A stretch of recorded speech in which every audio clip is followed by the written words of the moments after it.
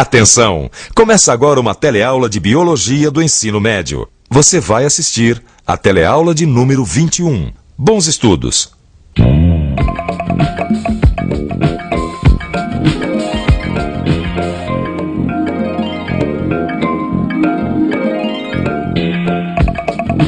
A cebola ganha você, eu não quero eu passo a mão, saca a noite. Mas o baile tava bom, hein? Eu já tô com saudades. Olha, fazia tempo que eu não bebi umas a mais e pulava carnaval. Eu quero ver amanhã as consequências. Que consequência? O quê? Que consequência pode ter uma cervejinha a mais? O que efeito pode ter isso para comigo? Isso é o que nós vamos ver na nossa teleaula de hoje. Os efeitos do álcool no nosso organismo e como ele é eliminado. Nesta teleaula você vai aprender como o álcool afeta nossas sensações e o funcionamento do nosso organismo. E vai saber o que acontece com o álcool no nosso corpo e como ele é eliminado.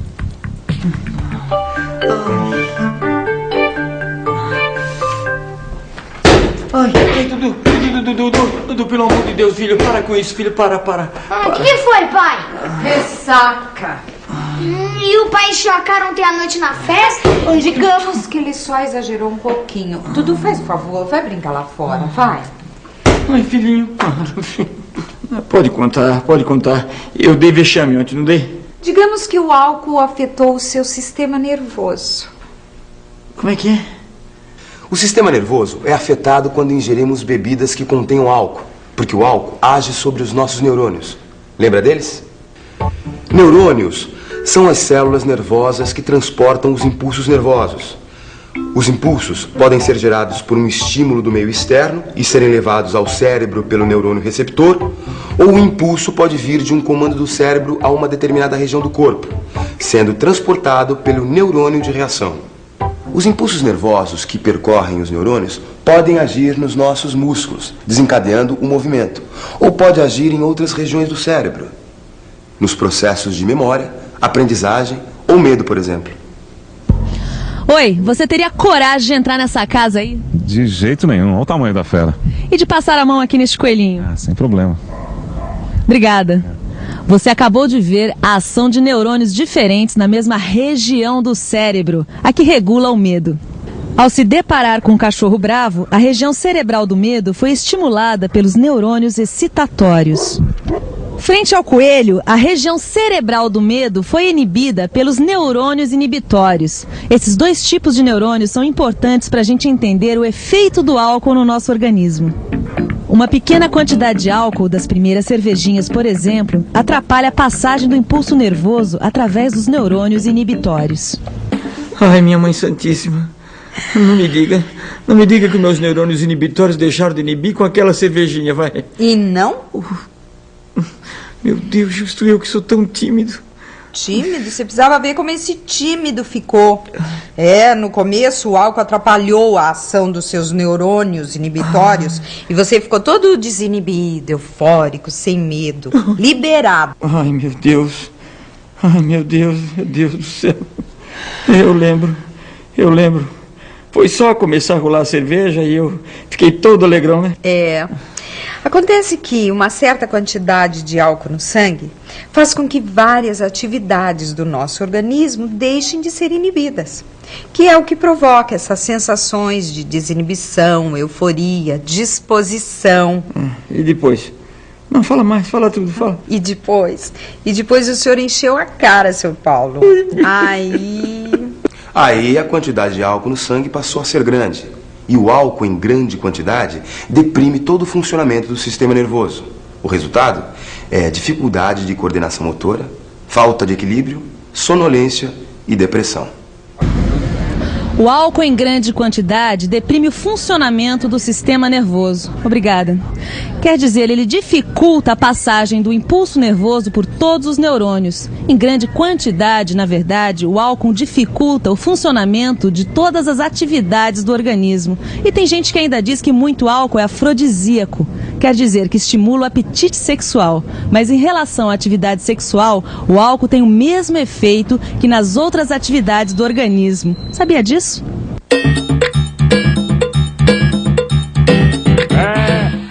Num primeiro momento, o álcool desinibe e libera o desejo sexual.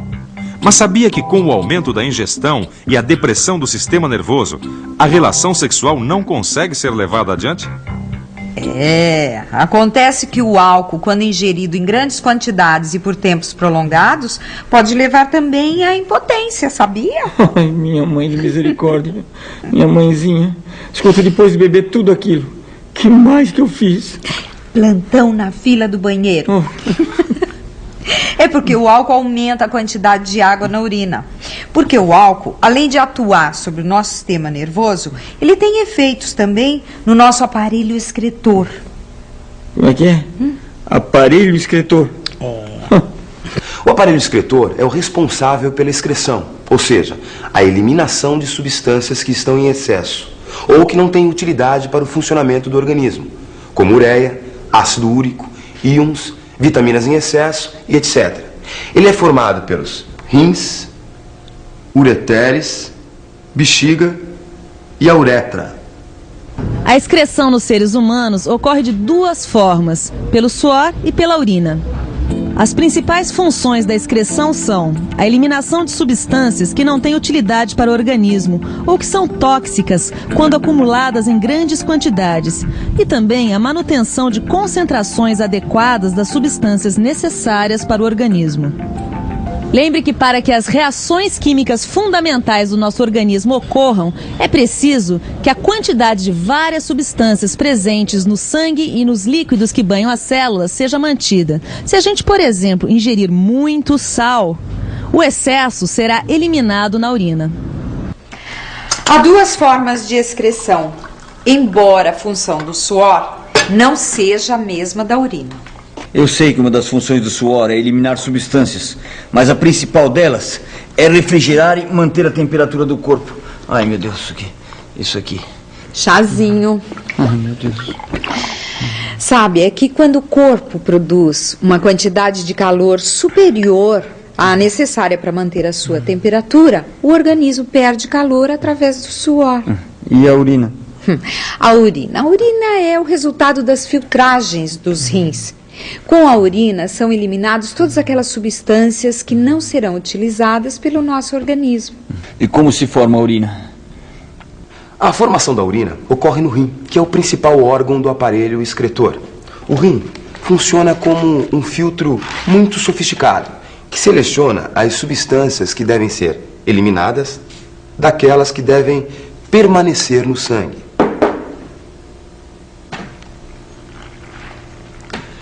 Além de selecionar as substâncias, o rim é que estabelece a quantidade de cada uma que vai permanecer no organismo e o excesso que vai ser eliminado pela urina. Vamos ver mais de perto como o rim funciona. O rim é formado por unidades chamadas néfrons. É no néfron que ocorre o processo de filtragem através de um longo túbulo, que é irrigado por uma enorme quantidade de capilares sanguíneos. Quando o sangue chega ao néfron, parte do plasma passa para os túbulos e a outra parte segue através dos capilares. Durante a passagem do fluido sanguíneo filtrado através dos túbulos, ocorre uma troca de substâncias constante com os capilares. O que for necessário será reabsorvido pelo organismo através dos capilares. O resto formará a urina e seguirá pelo duto coletor para ser eliminado. Nesse processo de reabsorção ou eliminação de substâncias, o controle da quantidade de água que fica ou que sai tem que ser muito preciso. Como você sabe, a água é fundamental porque é o meio onde ocorrem todas as reações químicas do nosso organismo.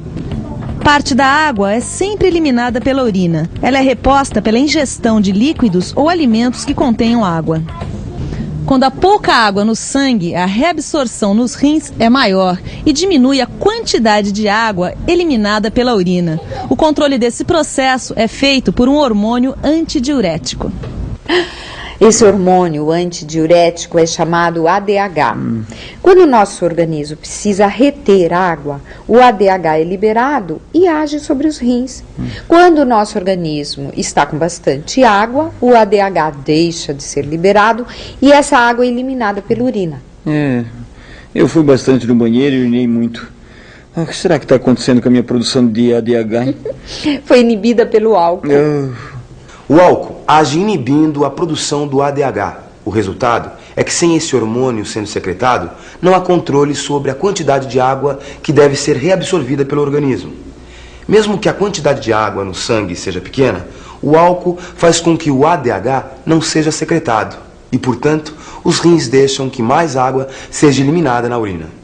O aumento da quantidade de água na urina. Este é um outro efeito do álcool no organismo. A cerveja tem muita água, portanto, o aumento da quantidade de urina é ainda maior. Por isso que quando a gente bebe muita cerveja, fica com aquela vontade persistente de urinar. Outras bebidas, como o vinho, o uísque, a pinga, aumentam também a quantidade de urina, por causa do efeito do álcool sobre o ADH. Essas bebidas têm menos água do que a cerveja, mas maior concentração alcoólica, aumentando o risco de desidratação, porque a quantidade de água eliminada é maior, sem aumentar a quantidade de água ingerida. Mas todas as bebidas alcoólicas provocam o mesmo efeito. Que sede, acho que eu vou tomar um copo d'água. Sede em excesso é uma das características da ressaca. Acho que é para compensar tudo que eu fui no banheiro. Quando você ingeriu o álcool, ele aumentou a quantidade de água na urina. E o seu organismo ficou com falta de água. E agora se manifesta através da sede. Eu não sei como é que eu fui ficar desse jeito, viu? Olha, tá certo, eu tomei uma cerveja, tá bom, eu tomei. Mas eu também pulei carnaval o tempo todo, como todo mundo. E suei feito louco. E daí? Daí que eu achei que suando eliminava o álcool. Ou não? Não. Quer dizer, só uma quantidade muito pequena do álcool ingerido é eliminada pelo processo de excreção. No caso do suor, só 2% aproximadamente do álcool é eliminado.